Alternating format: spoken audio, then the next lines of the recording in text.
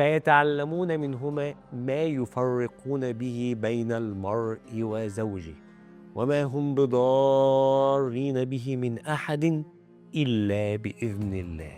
ازيكم؟ أنا عمر عزيزي، مدرس استشاري جراحات الذكورة بكلية الطب جامعة القاهرة. زي ما بقول وأكرر كل مرة، الحلقات دي مش تفسير قرآني، ولكنها بتتكلم على الجانب النفسي والتوعوي في العلاقات الزوجية من واقع خبرتنا في علم الذكورة واللي بنشوفه في العيادات عندنا كل يوم. زي ما قلنا، يمكن مش جاي أتكلم عن تفسير القرآن، ومش جاي أقول أسباب نزول الآية وقصة بابل وهاروت وماروت خالص، مش ده قصتنا النهاردة خالص. أنا جاي أتكلم بشكل علمي عن كتير جدا من الأسئلة اللي بتسألها كل يوم لمريض بيعاني من ضعف انتصاب. يقول لي يا دكتور أنا ببقى كويس جدا وانتصابي قوي، وأول ما أجي أقرب من مراتي الانتصاب بيهرب. هو أنا كده مربوط؟ برضه على المريض تاني يجي يقول لي يا دكتور أنا بقالي سنة وسنتين وثلاثة متجوز وعملنا كل حاجة عشان نخلف وما حصلش نصيب، هل كده أنا معمول لي عمل؟ فتعالوا نشوف ونجاوب على السؤالين دول.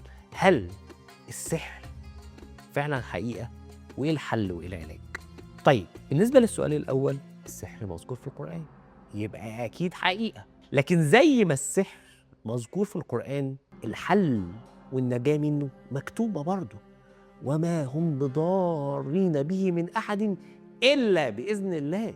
يعني سواء الضرر أو الوقاية منه كله بإذن الله. فزي ما السحر مكتوب في القرآن وهو حقيقة، يبقى الوقاية منه ربنا قال لك إزاي؟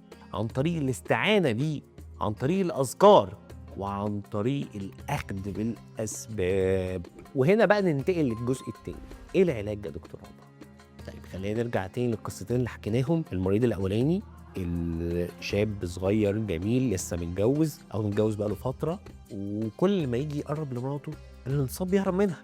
قبل ما تروح تجري وتقول أنا مربوط أو أنا حصل لي سحر وتجري على الدجل والشعوذة، ما نشوف التسريب الوريدي اللي بيبكي في صمت باللي سمعه ده. ما تيجي نشوف الأسباب.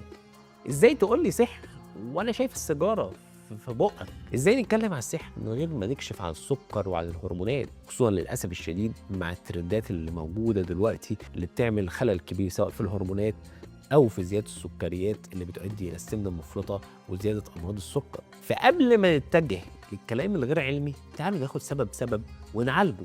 و100% الحمد لله في علاج، 100% العلم والطب اللي ربنا أمرنا ناخد بيه بيقدم لنا علاج. نفس الكلام بالنسبة لتأخر الإنجاب. قبل ما تتجه إن معمول لك عمل، طب ما تشوف الأسباب، شوف الخلل الهرموني، شوف الدوالي، شوف تكسير المادة الوراثية، شوف الأسباب كلها، شوف التدخين زي ما بيأثر على القدرة الزوجية ما هو بيأثر برضه على القدرة الإنجابية.